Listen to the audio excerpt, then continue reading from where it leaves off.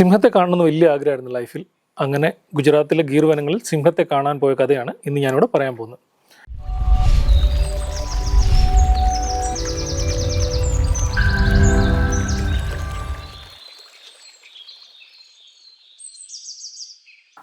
Hello every one, എൻ്റെ പേര് David Raju. ഞാൻ നാച്ചുറലിസ്റ്റാണ്. ഇന്ത്യയിലെ പല കാടുകളിലും നടന്ന് പല ജീവികളെക്കുറിച്ച് കാണാനും അതിനെക്കുറിച്ച് പഠിക്കാനും ഒക്കെ ഇടയായിട്ടുണ്ട്.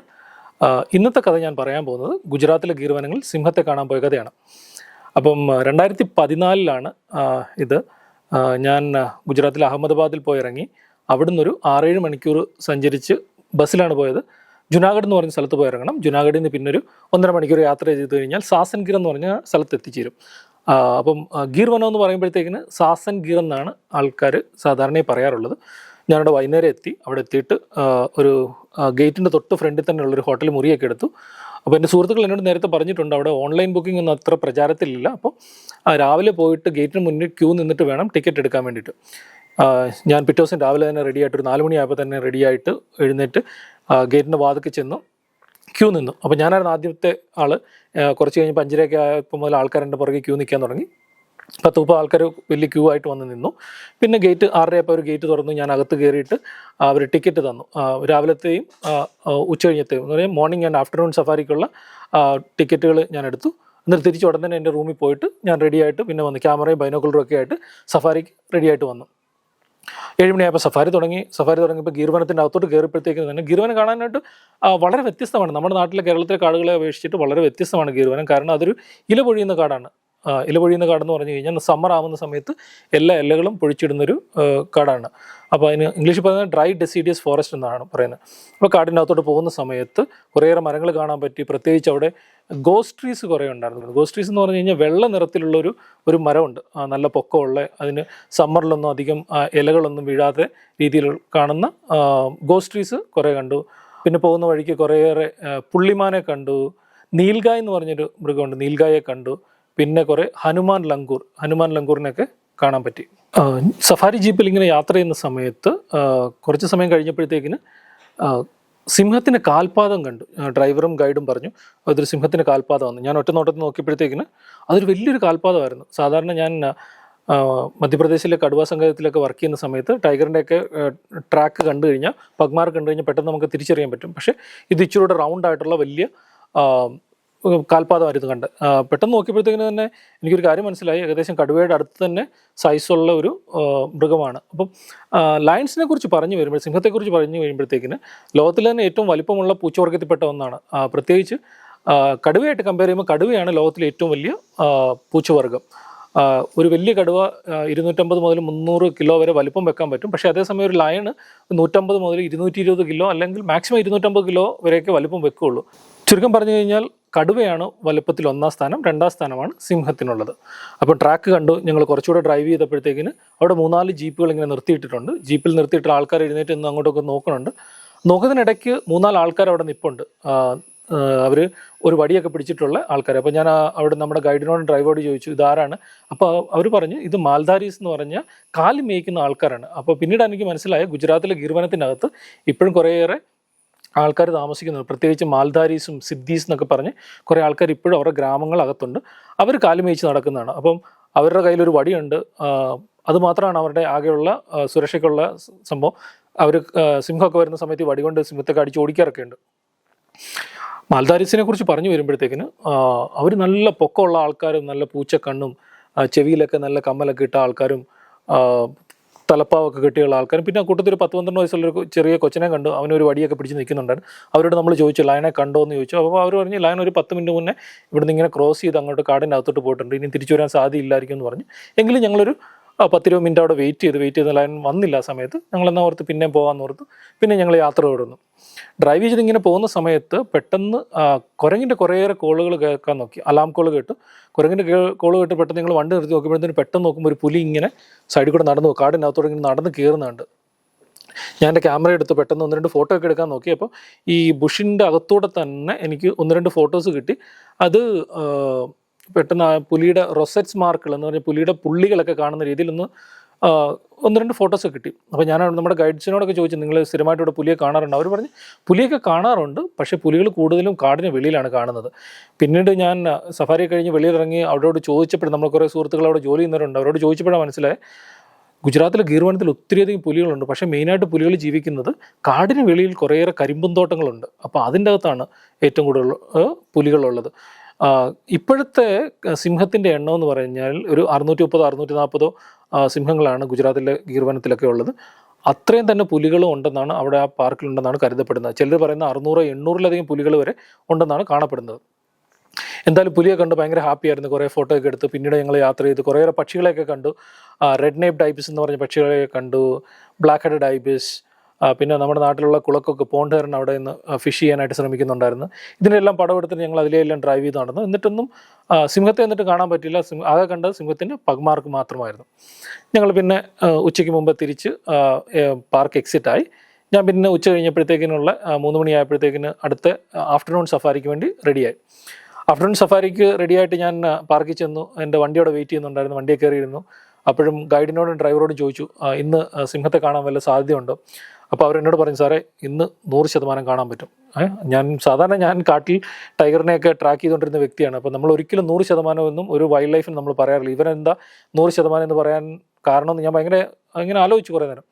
എന്തായാലും അവരോട് പോയി അവർ വണ്ടി സ്റ്റാർട്ട് ചെയ്തു. 1 കിലോമീറ്റർ ചെന്നപ്പോഴത്തേക്കിനും അവർ വണ്ടി സ്റ്റോപ്പ് ചെയ്തിട്ട് അവിടെ ഇട്ട്. അവർ പറഞ്ഞ് കുറച്ച് കഴിയുമ്പോൾ ലൈൻ ഇവിടെ വരുമെന്ന്.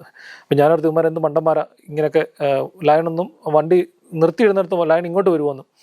കുറച്ച് നേരം അവർ ഫോണൊക്കെ വിളിക്കാൻ തുടങ്ങി. എന്താ കാര്യമൊന്നും മനസ്സിലായില്ല. 1 മണിക്കൂർ കഴിഞ്ഞപ്പോഴത്തേക്കിന് എൻ്റെ ഗൈഡും ഡ്രൈവറും പറഞ്ഞു, സാറേ ഇപ്പം സിംഹം അവിടുന്ന് കാട്ടിൽ നിന്ന് ഇറങ്ങി വരാൻ സാധ്യതയുണ്ടെന്ന് പറഞ്ഞു. ഞാൻ നോക്കുമ്പോഴത്തേക്കിന് പെട്ടെന്നൊരു 3 സിംഹം അവിടുന്ന് കാടിനകത്തുനിന്ന് നടന്നു വരുന്ന. ഞാൻ പെട്ടെന്ന് തന്നെ ഭയങ്കര എക്സൈറ്റഡ് ആയി എൻ്റെ ക്യാമറയൊക്കെ എടുത്ത് ഞാൻ ഫോട്ടോ എടുക്കാൻ തുടങ്ങി. ഫോട്ടോ എടുക്കുന്ന സമയത്ത് പെട്ടെന്ന് ഞാൻ വേറെ കാര്യം കൂടെ നോട്ടീസ് ചെയ്ത്, ആ 3 സിംഹത്തിൻ്റെ പുറകെ 2 ഫോറസ്റ്റ് വാച്ചർമാർ നടന്നു വരുന്നു, 2 വടിയൊക്കെ പിടിച്ചിട്ട്. നമ്മുടെ നാട്ടിൽ കാലി മേയിച്ച് നടക്കുമ്പോഴത്തേക്കിന് പശുവിൻ്റെ പുറകെയൊക്കെ ആൾക്കാർ പോയില്ല വടിയായിട്ട് എന്ന് പറഞ്ഞ പോലെ സിംഹത്തിൻ്റെ പുറകെ 2 പേര് നടന്നു വരുന്നു. ഞാൻ അവരെയൊക്കെ ഇഗ്നോർ ചെയ്ത് കുറേ ഫോട്ടോസൊക്കെ എടുത്തു. പിന്നെ സിംഹം വന്നിട്ട് റോഡിൻ്റെ സൈഡിൽ ഇരുന്നു. അവർ ഓപ്പോസിറ്റ് സൈഡിലോട്ട് ഫേസ് ചെയ്തിട്ടാണ് ഇരുന്നത്. എന്തായാലും ഞാൻ കുറേ ഫോട്ടോസൊക്കെ എടുത്തു. അപ്പം ഈ ഫോറസ്റ്റ് വാച്ചർമാർ വന്നിട്ട് ഞങ്ങളുടെ വണ്ടിയുടെ അടുത്ത് വന്ന് ഞങ്ങൾ വെള്ളമൊക്കെ കുടിക്കാനായിട്ട് കൊടുത്തു. കുറച്ച് ഫ്രൂട്ട്സ് ഒക്കെ ഉണ്ടായിരുന്നു, അതൊക്കെ അവർക്ക് കൊടുത്തു. പിന്നീട് എനിക്ക് മനസ്സിലായത്, ഈ ഗുജറാത്തിലെ ഗീർ വനത്തിൻ്റെ അകത്ത് കുറേയേറെ ആൾക്കാർ താമസിക്കുന്നുണ്ട്. ഇപ്പോഴും കുറേ ഗ്രാമപ്രദേശത്തിലെ ആൾക്കാർ താമസിക്കുന്നുണ്ട്. അപ്പോൾ അവരുമായിട്ട് കോൺഫ്ലിക്റ്റ് ഉണ്ടാകാതിരിക്കാൻ വേണ്ടിയിട്ട് ഫോറസ്റ്റ് ഡിപ്പാർട്ട്മെൻറ്റ് എപ്പോഴും ഒരു ലയണിൻ്റെ ഗ്രൂപ്പിനെ കണ്ടു കഴിഞ്ഞാൽ അതിൻ്റെ കൂട്ടത്തിൽ 1-2 ഫോറസ്റ്റ് വാച്ചർമാർ ഇടാറുണ്ട്. അപ്പം ലയൺ അവരുമായിട്ട് ഭയങ്കര യൂസ്ഡാണ്. അപ്പോൾ ആ ലയണാണ് അവിടെ വെളി വന്നിരിക്കുന്നത്. ഞാൻ കുറേ നേരം ഫോട്ടോ ഒക്കെ എടുത്തു. ഫോട്ടോ എടുത്തുകൊണ്ടിരിക്കുന്ന സമയത്താണ് പെട്ടെന്ന് അവിടെ ഒരു ബൈക്കിൽ 2 ചേട്ടന്മാർ അവിടെ വന്ന് നിന്നു. വന്നിരുന്നപ്പോൾ നമ്മളോട് ചോദിച്ചു, എന്താ ചെയ്യുന്നത്? ഞങ്ങൾ പറഞ്ഞത് റോഡിൽ 2 ലൈൻ ഇരിപ്പുണ്ട്, ഒരു ലൈൻ അങ്ങോട്ട് മാറിയിരിപ്പുണ്ട്, അതിന് ഫോട്ടോ എടുക്കുക. അത് ശരി, എന്നാണ്ട് വേറെ വല്ലതും കണ്ടോ എന്നൊക്കെ ചോദിച്ചിട്ട് എന്ന് പറഞ്ഞിട്ട് അവർ പതിയെ ബൈക്ക് ഓടിച്ചിട്ട് അങ്ങ് ലൈനിൻ്റെ ഫ്രണ്ടിൽ കൂടെ തന്നെ അങ്ങ് ഓടിച്ചു പോയി. അപ്പോഴാണ് ഞാനൊരു കാര്യം ശ്രദ്ധിച്ചത്. ഇവർ സിദ്ധീസ് എന്ന് പറഞ്ഞൊരു ഗ്രൂപ്പിൽപ്പെട്ട ട്രൈബ്സിലെ ആൾക്കാരാണ്. ആഫ്രിക്കയിലെ ബണ്ടു ട്രൈബ്സ് എന്ന് പറഞ്ഞൊരു ആൾക്കാർ പണ്ട് കാലത്ത് എപ്പോഴോ ഗുജറാത്തിൽ വന്നിട്ട് ഇവിടെ സെറ്റിൽഡ് ആയിട്ട് ആൾക്കാരാണ്. ഒരുപക്ഷെ അടിമക്കച്ചവടത്തിൽ കൊണ്ടുവന്നവരാണെന്നും പറയപ്പെടുന്നുണ്ട്, അല്ലെങ്കിൽ പോർച്ചുഗീസുകാർ അവരിവിടെ കൊണ്ടുവന്നതെന്നും പറയപ്പെടുന്നുണ്ട് 7-ാം നൂറ്റാണ്ടിലൊക്കെ.